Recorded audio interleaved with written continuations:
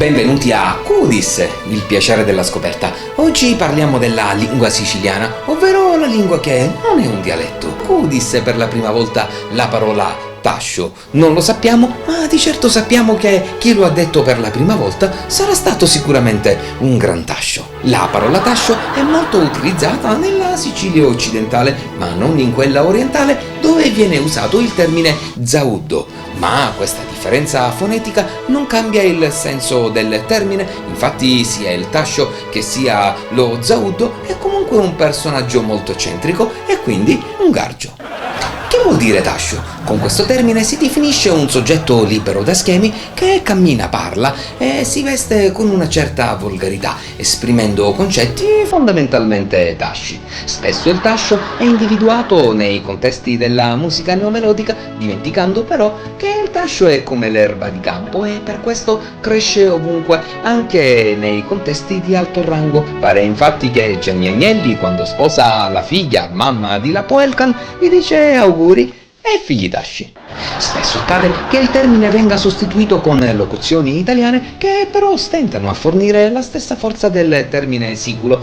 Volendo fare una sorta di traduzione, il termine tascio si può sostituire con la parola buzzurro, ma immagina di dire a un tascio che ha una Fiat Punto con impianto stereo di 10.000 watt: ehi, buzzurro! Abbassa il volume. Nessun tascio andrebbe via o abbasserebbe il volume per il semplice fatto che non conosce il significato del termine buzzurro. Se invece dici "oh, pezzo di tascio, vatti a fare un giro", ecco che il tascio immediatamente alza il volume e scatta via.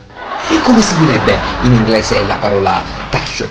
Forse crash, forse garbage? Non lo sappiamo.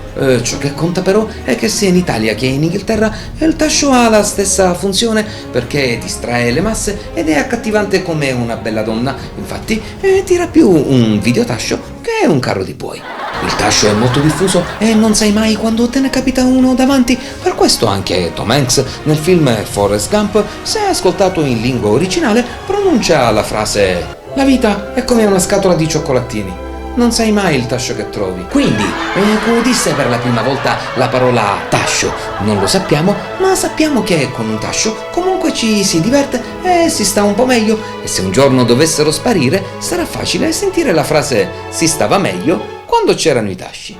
Buonanotte e alla prossima puntata di Q disse, il piacere della scoperta.